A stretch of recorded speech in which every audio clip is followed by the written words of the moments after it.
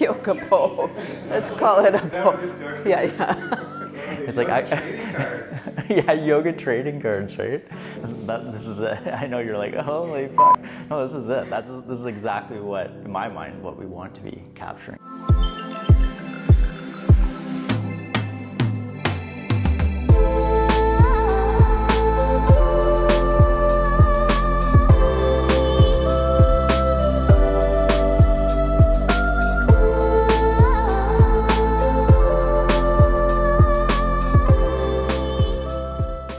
The Buddhist traditions have definitely influenced me. Being young and in your 20s, maybe not everybody wants to go live at a monastery, but that's exactly what I wanted to do.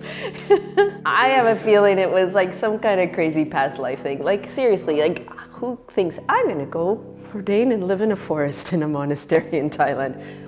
It's not like just saying I can only meditate, I'm only a meditator or a Buddhist or whatever the language is in the Zen center or in the monastery. How does that come and show up in your life? Having kids, having like, you know, the baby crying or whatever, like what, you know, to center yourself, you're tired, you're all these things that we can notice in life. There's so much stress that we can experience and are experiencing as humans. So to be able to 5 minutes, doesn't have to be hours, spend hours sitting at a time often, and then at monasteries, then you come back to life and you got 5 minutes. That's perfect. We're energetic beings. We've got energy surrounding us all the time. So sound from these instruments, kind of describe it as a therapy that just doesn't need words. It doesn't use words. I don't want to say how it's going to make you feel, but it's going to allow you to feel something. And in that something, I think there can be transformation where healing can take place. I think something that people do consistently comment on my teaching is that I'm very relatable and I make it very authentic. It feels very real to people what I'm saying, where I'm coming from. Be in a space with people, hold space for people to just come home to themselves. Yeah, for me it's just being there and being in that space with someone that's really beautiful. They're doing the work. Just hanging out with people doing some hard work.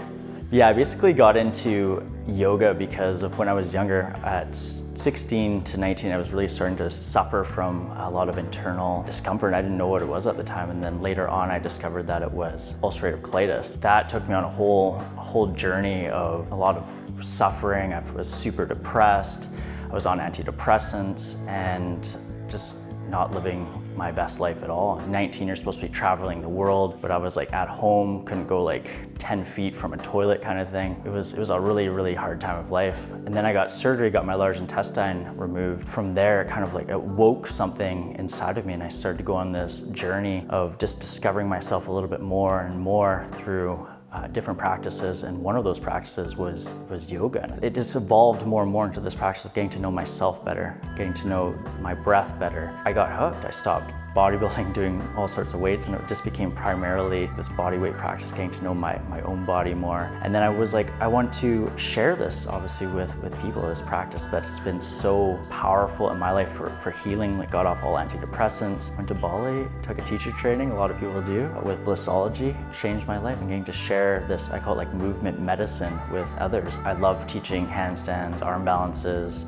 some more like challenging type of things, maybe holding people in chaturanga a little bit too long sometimes. Ultimately, all of that is to kind of stir and awaken those things that we don't maybe look at, right? So in the heart, I think of it as like these barbs that attach onto our heart, and they just kind of collect through all the daily living. But then coming to our practice and doing maybe some of those hard things, or maybe it's a very gentle practice, but that's kind of helping to like loosen those burrs on your heart. Maybe release it entirely, or maybe it's just like that space that you give it a little bit. Yoga movement is this medicine to like work with those deeper things. And you know, if you're doing a handstand or you're just sitting in meditation, it's all like for this aspect of like the medicine and tuning into your inner world more. Yeah. I mean, coming to these mindfulness practices started out with being paralyzed by fear, and that was the story from childhood on. I grew up a gymnast competitively, and the fear that I felt created physical injury.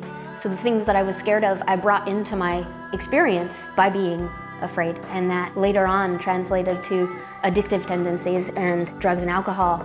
And after a couple of stints in rehab, I realized that the fear was the problem. Mindfulness allows me, all these mindfulness practices, yoga, breathing, meditation, allow me to come towards the fear, to look it directly in the face so that it dissolves. The thing that I'm scared of goes away the minute I give it a moment of attention. With regards to mindfulness and present moment awareness, which is my favorite part of the breath, is that it continuously takes me out of time and brings me into present moment. I notice by feeling sensations in my own body where there's resistance to what is, where there's resistance to the natural flow of life. The blockages, the discomforts tell me where I need to go next in order to loosen what is stuck. I don't have a physical practice that I need to do every day in order to feel okay. The yoga, the breath have been integrated into my life so that I practice dissolving my own resistance to how things are. Me not being okay with a situation does not change the situation. Dissolving the resistance to said situation changes the situation. With regards to teaching yoga, the only thing that I want to do for people is to give them a moment to get back into their body, get better at feeling again. I don't want to direct anyone in any direction except towards themselves. And so the movement itself is a tool that I like to use to clear the path or to clear the mess, so that by the end of your practice, when you're lying down, you've got a little bit more ease with feeling, because we've all forgotten how to feel. It's not something that we're taught. And so quite simply put, all I want to do is give you the tools that you need to feel.